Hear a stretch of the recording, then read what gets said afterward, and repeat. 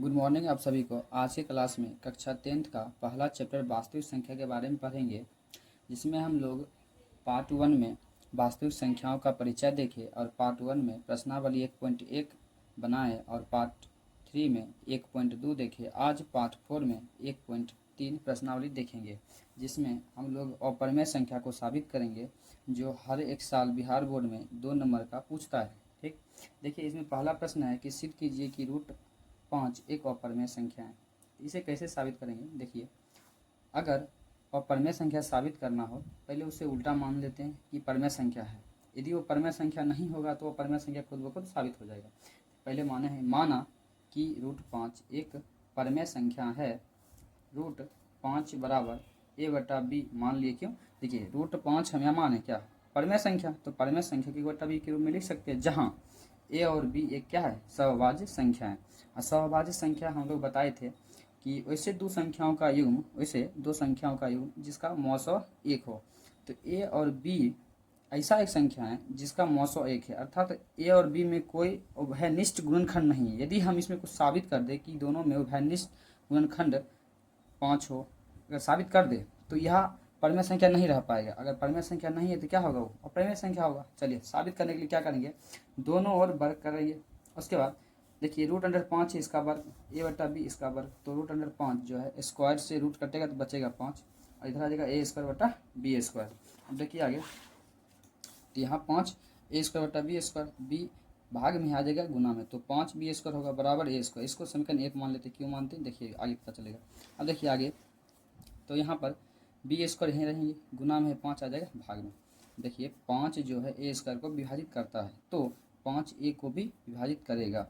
अब इसके बाद देखिए मानेंगे a बराबर 5c, तो जहाँ पे a है वहाँ रख देंगे हम 5c।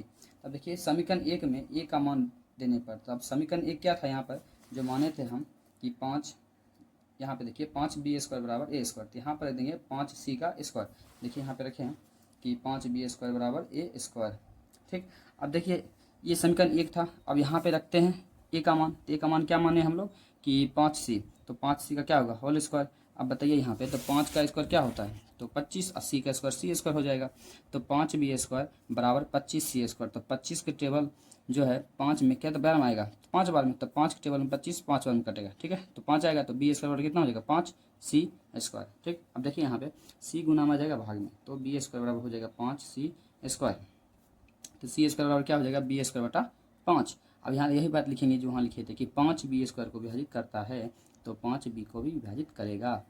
अब देखिए इस प्रकार यहाँ पे हम a और b में क्या उभयनिष्ठ गुणनखंड खोज लिए? 5। अब आ गया तो यह परिमेय संख्या नहीं रहेगा, इसलिए क्या हो जाएगा? ये अपरिमेय संख्या। तो लिख देते हैं यहाँ पे a और b का 5 उभयनिष्ठ गुणनखंड है, अतः हमारी कल्पना गलत है कि रूट अंडर 5 एक क्या है? परिमेय संख्या। परिमेय संख्या नहीं है तो क्या होगा? वो अपरिमेय संख्या, अतः रूट 5 एक क्या है? अपरिमेय संख्या साबित हुआ। इतना करने के बाद हमें बिहार बोर्ड के एग्जाम में 2 नंबर मिल जाएगा।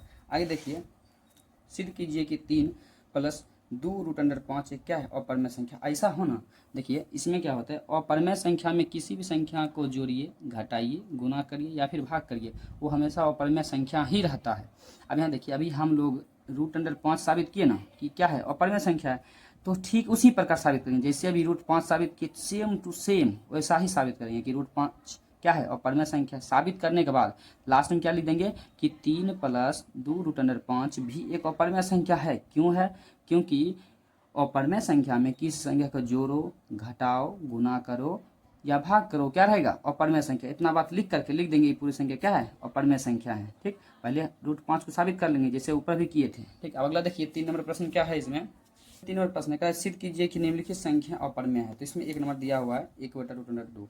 अब देखिए इसे कैसे साबित करेंगे? पहले रूट 2 को साबित कर लेंगे क्या है? वो अपरिमेय संख्या है। अब फिर लिख देंगे कि अपरिमेय संख्या में किसी संख्या से भाग देने पे क्या हो जाएगा? वो अपरिमेय संख्या। तो सेम टू सेम वही साबित करेंगे। देखिए माना कि रूट 2 एक क्या है? परिमेय संख्या है। सेम जो अभी पहला नंबर क्वेश्चन की तो वही करेंगे। देखिए रूट 2 डॉट मान लेंगे b, यही क्या है? सहभाज्य संख्या है, इतना बात मानना था।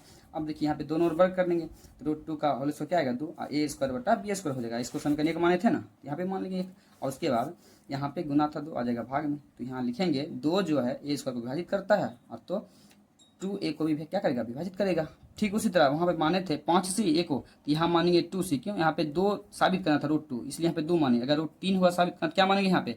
यहाँ मान लेंगे ये बराबर 3c। ठीक, वहाँ 5 था इसलिए 5c, यहाँ पे 2 है तो यहाँ क्या मानेंगे? 2c। अब देखिए समीकरण 1 में ये जो ए का मान है रख देंगे, समीकरण 1 यही ना, यहाँ पे रख देते हैं। देखिए अब रखते हैं समीकरण 1 में ए का मान, तो 2b² बराबर a स्क्वायर, समीकरण 1 था, तो अब यहाँ पे रखते हैं 2c। 2c का स्क्वायर कितना होगा? 4c²। 2 पर हम 4 क्या करेगा? 2 बार में कटेगा, तो यहाँ हो जाएगा 2c² बराबर b² ठीक है। अब देखिए 2 क्या है? गुना में आ जाएगा भाग में, तो b² बटा 2। अब बताइए यहाँ पे क्या लिखेंगे? 2 b² को विभाजित करता है तो 2 जो है b को भी विभाजित करेगा। अब देखिए यहाँ पे वही बात लिखेंगे, जहाँ a और b का उभयनिष्ठ जो गुणनखंड क्या निकल गया? 2 निकल गया ना, तो लिख देंगे अतः हमारी कल्पना गलत है कि √1 परमेय संख्या है। अतः क्या हो जाएगा?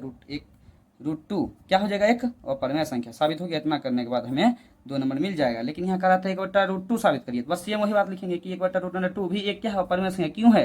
क्योंकि वह परमेय संख्या में किसी भी संख्या से गुना करिए, भाग करिए, जोड़िए चाहे घटाइए, वो क्या रहेगा? हमेशा अपरमेय संख्या रहेगा।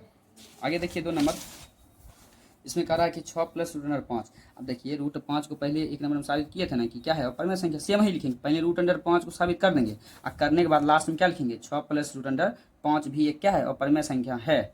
क्यों? क्योंकि अपरमेय संख्या में किसी भी संख्या को जोड़िए, घटाइए, गुना करिए या भाग करिए, क्या हो रहेगा? अपरमेय संख्या रहेगा। ठीक है, ठीक उसी प्रकार फिर तीसरा है कि 6 + √2।